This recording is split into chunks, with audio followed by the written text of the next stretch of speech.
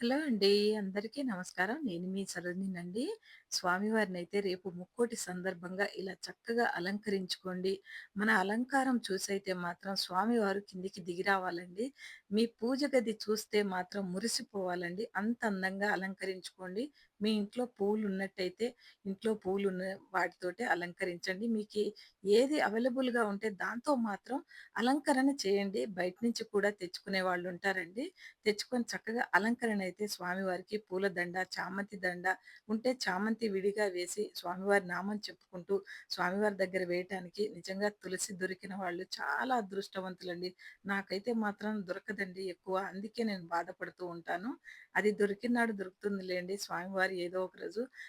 లేదు అన్నది కూడా నాకిస్తారనే నమ్మకం నాకుందండి. అందుకే ఈ పూజలన్నీ నేను నమ్మకంతోటే చేస్తానండి. ప్రతి మనిషికి కూడా నమ్మకం కావాలండి. దేవుడి మీద నమ్మకం పెట్టాలి. ఓపిక పట్టాలండి. ఓపిక స్వామివారు ఎంత మనకి శ్రీరామచంద్రుడు ఎంత ఓపిక పడితే అంత పేరు సంపాదించాడండి. ఓపికలోనే రాముడు అంటూ ఉంటారండి. ఆ శ్రీరామచంద్రుడిని కూడా రేపు తలుచుకోవాలండి మనము. భద్రాచలంలో శ్రీరామచంద్రుడికైతే మాత్రం తెప్పోత్సవం జరుగుతుందండి. ఎందుకంటే రేపు ముక్కోటండి. ఈ రోజే జరుగుతుంది. రేపు ముక్కోటి కాబట్టి ఈరోజు సాయంత్రమే జరుగుతుందండి మనకి తెప్పోత్సవం. హంసవాహనం ఎంత బావుంటదండి. ఆ తారాజువ్వల మధ్య బాంబులన్నీ పేలుస్తూ ఉంటారండి. ఎంత బావుంటదంటే భద్రాచలం నేను ఎన్నో సార్లు వెళ్ళానండి భద్రాచలం ముక్కోటికి. నిజంగా చెప్తున్నానండి. ఒక్క పొద్దుండి ఇంత కూడా ఏది తీసుకునేదాన్ని కాదండి. ఒకవేళ పాలు గట్రా తీసుకునేదాన్ని. అరటిపండు ఒకటుంటే తినేదాన్నండి. అంత ఓపిక లేకుండా ఉంటే. కాకపోతే నేను తీర్థం తీసుకొని తెల్లవారేదాకా ఉండేదాన్నండి.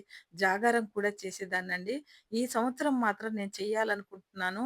నాకు మొండి కోరికలున్నాయండి. ఆ కోరికలతోటి తప్పకుండా చేయాలనుకుంటున్నాను. ఆ స్వామివారు నాకెంత ఓపికిస్తారో నేను చూడాలనుకుంటున్నానండి.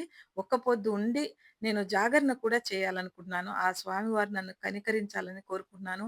మీరందరూ కూడా చేసుకునే అవకాశం దక్కాలని స్వామివారికి రేపు ముక్కోటి సందర్భంగా పిండి దీపారాధన అయితే